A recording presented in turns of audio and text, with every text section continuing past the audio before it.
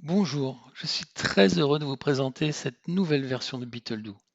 BeetleDo est un outil qui s'adresse aux chefs de projet que nous sommes tous. Nous avons tous des projets de réalisation, de transformation à titre personnel ou professionnel. L'application BeetleDo nous permet de décomposer ces projets en tâches et de les regrouper en plans de bataille. Lors de votre inscription sur BeetleDo, à l'aide d'une adresse mail valide, l'application va créer un plan dont vous serez propriétaire. Cependant, d'autres utilisateurs peuvent partager avec vous leur plan de bataille, soit à titre de contributeur, soit à titre d'information. En effet, l'application propose deux offres. La première, de base, est gratuite, vous permet de gérer un plan d'action personnel et d'intervenir sur les plans partagés par d'autres utilisateurs. La version payante, elle, vous permet de gérer autant de plans que vous le voulez et de les partager avec qui vous voulez.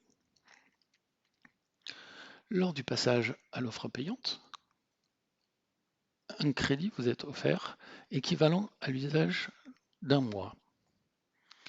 Chaque opération que vous effectuerez sur l'application correspondra à un coût qui sera décompté de ce crédit dans la limite de 100 crédits mensuels. Cela signifie que si vous n'utilisez pas l'application, votre solde de crédit reste intact, tandis que si vous utilisez l'application de manière intensive, il y a une limite qui vous garantit l'usage de l'application pour un certain délai. Lorsque vous voudrez acheter de nouveaux crédits, vous pourrez désigner un utilisateur parrain qui sera récompensé lors de votre premier achat par l'équivalent d'un mois d'utilisation. Vous êtes donc invité à parrainer un maximum d'utilisateurs pour pouvoir prolonger votre utilisation sans acheter de nouveaux crédits. Mais revenons à l'utilisation de l'application. Dans la liste des plans, je peux choisir sur quel plan travailler. À partir de là, je vais pouvoir accéder à la liste des tâches qu'il compose. Les tâches sont réparties en différents types selon leur usage et chaque usage correspond à des données particulières. Par exemple, les objectifs. Pour définir un objectif, on va déterminer à quel terme on souhaite le réaliser, quelle est son importance.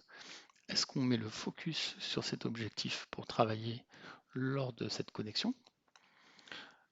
À quel avancement on est arrivé pour cet objectif et éventuellement quelle est l'échéance à laquelle on veut qu'elle soit réalisée. Les tâches peuvent être liées entre elles. Lorsque c'est le cas, un indicateur vous permet d'accéder à la liste des tâches qui sont associées à la tâche visée. Ici, il y en a beaucoup, sur l'autre, il y en a un peu moins. Donc voilà, sur cette liste trans type, en fait, nous voyons que notre objectif est lié à une activité récurrente. L'activité récurrente est un autre type de tâche pour lequel qui se caractérise en fait par sa récurrence qui est définie ici, et qui correspond donc à la fréquence à laquelle on souhaite que cette tâche soit réalisée. Voilà, donc chaque logo ici vous permet de retourner à la liste correspondant au type de la tâche, donc la liste des objectifs par exemple ici.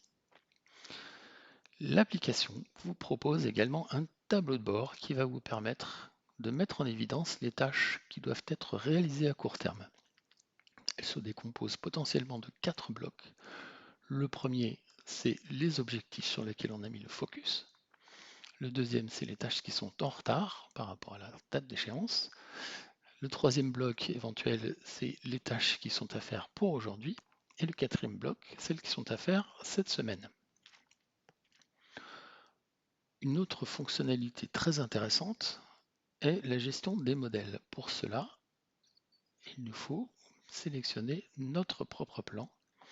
À partir de là, nous avons la possibilité d'enregistrer l'ensemble des tâches qui sont dans ce plan pour faire une sauvegarde ou pour faire une copie des informations qu'il contient.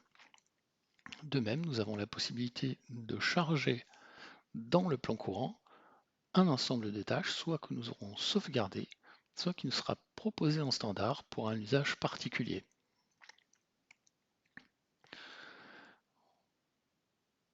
D'autre part, l'application vous permet d'être paramétré en fonction de vos usages, notamment, par exemple, si vous utilisez le mobile, peut-être que vous aurez intérêt à modifier le paramétrage de manière à ce que l'application soit plus lisible. Ce paramétrage vous permet aussi de définir des listes de choix.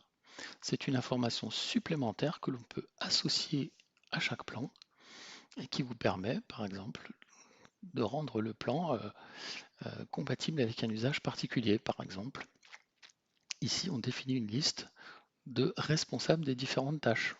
Donc chaque tâche pourra être associée à une personne que l'on a prédéfinie ici. Voilà, nous avons fait le tour de cette nouvelle version. L'idée, c'est pour nous de vous rendre acteur de vos projets, de vous aider à devenir un meilleur chef de projet. Et cette application essaie de répondre à la question comment donner envie de réaliser. Et la question sous-jacente, c'est qu'est-ce qui fait qu'une application donne envie? Si vous avez un avis sur la question, n'hésitez pas à la partager dans les commentaires de cette vidéo. Merci de votre attention, j'espère que l'application vous aura intéressé et donné envie.